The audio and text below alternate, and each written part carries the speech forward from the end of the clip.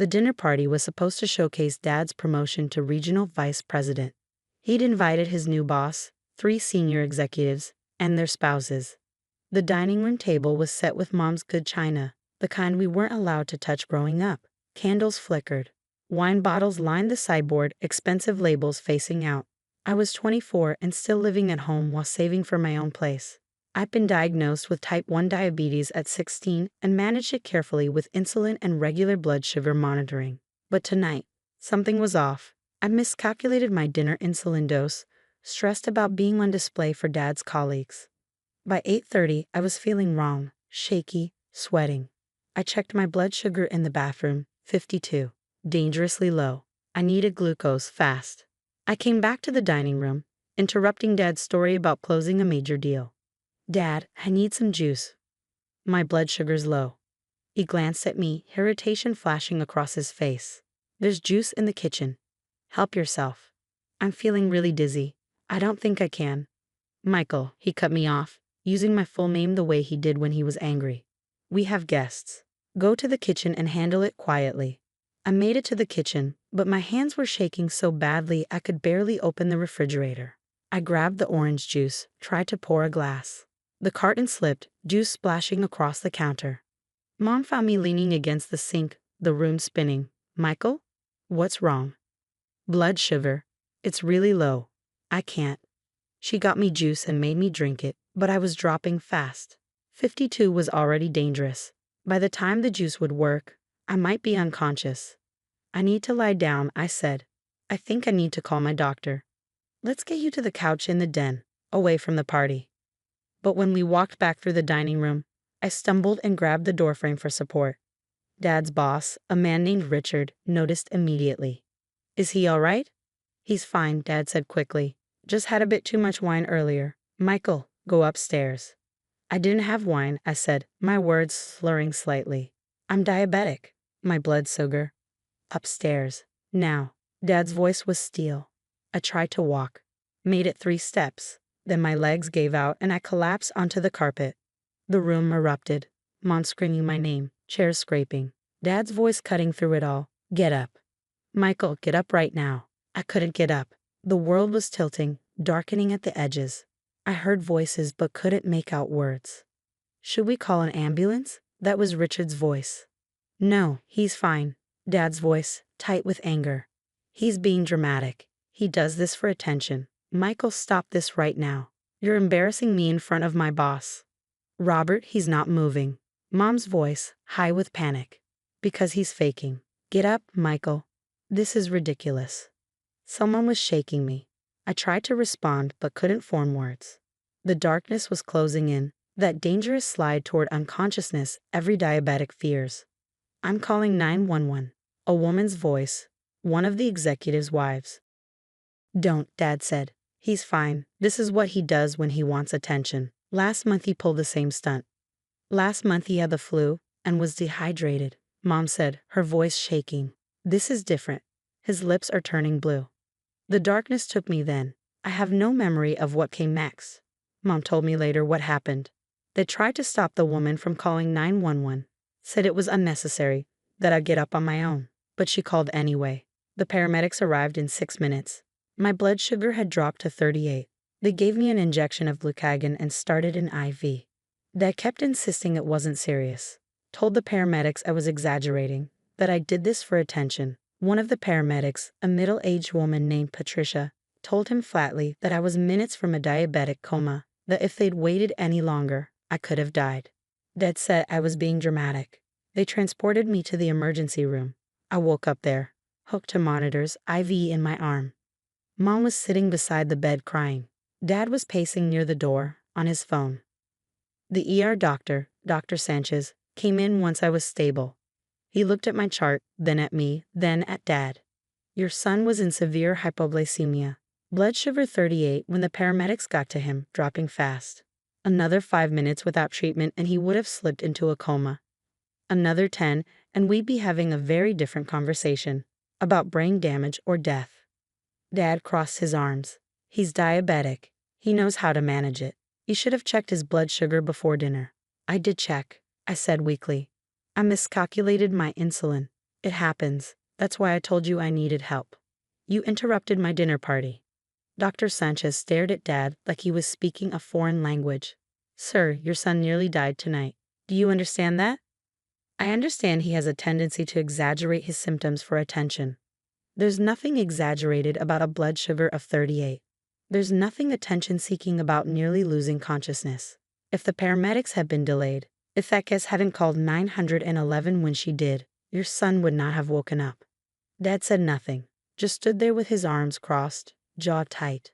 Mom was crying harder now. Robert, he could have died. He could have died in our dining room while you told people he was faking. He's fine now. That's what matters. Dr. Sanchez shook his head slowly. I've been an ER doctor for 20 years. I've seen a lot of things.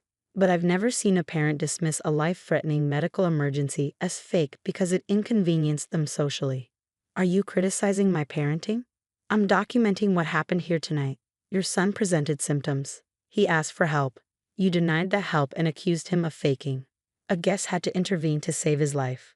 Yes, I'm documenting all of that. They kept me overnight for observation. Mom stayed. Ed left after an hour. Said he needed to salvage what he could of the evening and make apologies to his guests. The next morning, Mom drove me home. Dad was already at work. When he came home that evening, he didn't ask how I was feeling. He told me the dinner party was ruined, that Richard had been uncomfortable, left early, that the other executives spent the rest of the evening worrying instead of networking, that I cost him professionally. You nearly cost me my life, I said. Don't be dramatic. You're fine. That was the moment something broke. Not loudly, just a quiet snap of the last thread holding me to the idea that my father cared about me more than his image. I moved up 2 weeks later, found a small apartment, took on extra work to afford it. Mom helped with the deposit, secretly. Dad said I was being ungrateful after everything they'd done for me. I saw Mom regularly. Dad, I avoided. Over the next 3 years, I built a life, got a better job in tech sales, then a promotion, then another. I was good at sales, good at building relationships, good at reading people. The skills you develop as a child trying to manage a parent's ego translated well into managing client relationships. I bought a small condo, then sold it and bought a larger one. The tech market was booming. I invested well. By the time I was 30, I had enough to put a down payment on a house in Riverside Estates, a gated community on the north side of the city. The house had 4 bedrooms, 3 bathrooms, a pool, and a detached guest house in the back. It was more space than I needed, but it was an investment. Property values in Riverside were climbing fast. Mom was proud. She visited often, always on weekdays when Dad was at work. She never told him where I lived. The distance between my parents had become obvious. They slept in separate rooms, spoke to each other with cold politeness. Then last month, Mom called. I'm leaving your father. What? I should have done it years ago. After what happened with your diabetic attack. After watching him dismiss your near-death experience as embarrassing. I should have left then. Her voice was steady, resolved. But I'm doing it now. I found an apartment. I'm moving out this weekend. Does he know? He will. I'm telling him tonight. Dad didn't take it well. According to Mom, he was shocked. Couldn't believe she'd actually leave. Thought she was being overdramatic, that she'd come back after a few days. She didn't go back. The divorce was quick and uncontested.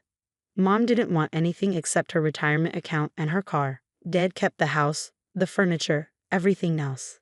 He thought he'd won.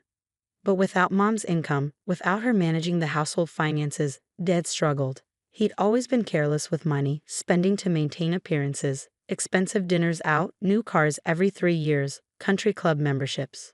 2 months after Mom left, Dad lost his job. The company was restructuring. His position was eliminated. He was 58, with a large mortgage and expenses he couldn't cut fast enough. He burned through his savings in 3 months. He couldn't find another job at his salary level and started missing mortgage payments. The bank foreclosed 6 months after Mom left him.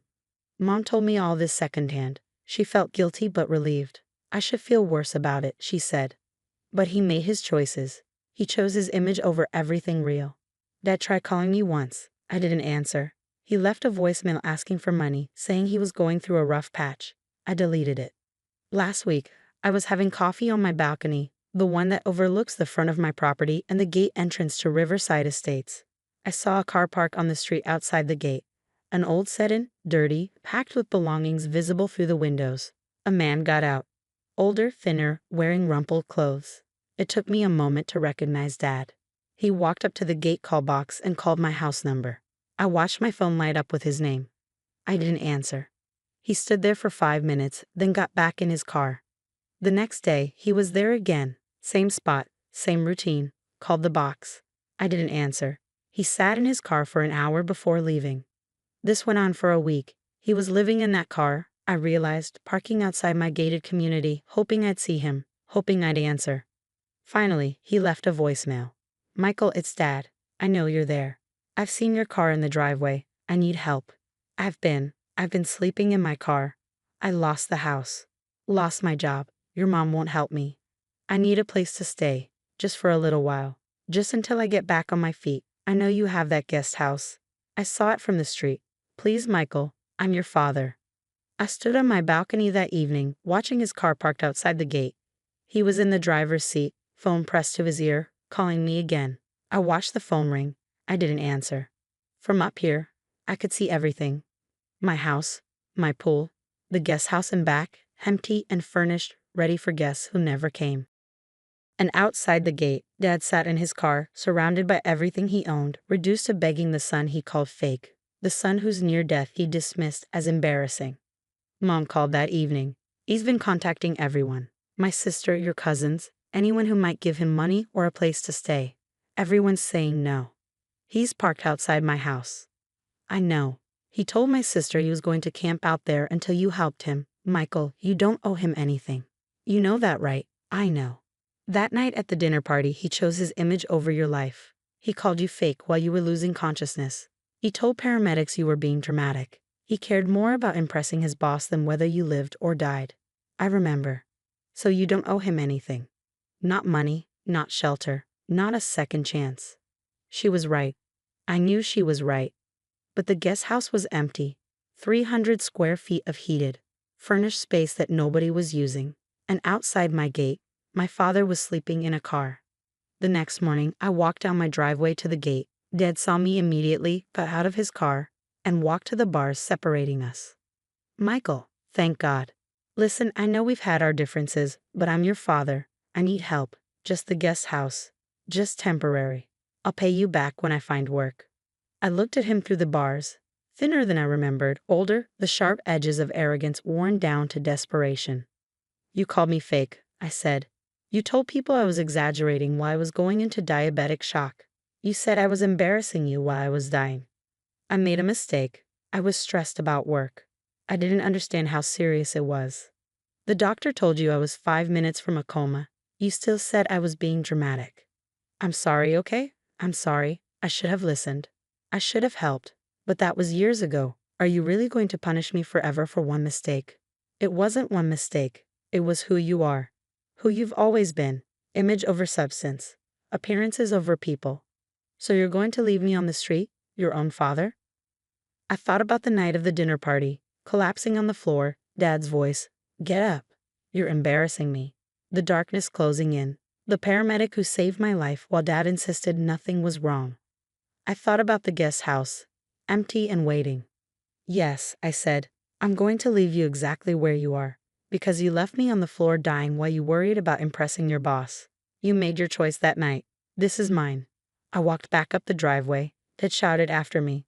Something about family, about obligation, about not being or kind or decent. I went inside, closed the door, and went back to my balcony. He stayed in his car all day, left as the sun went down, came back the next morning. I stopped looking out the window.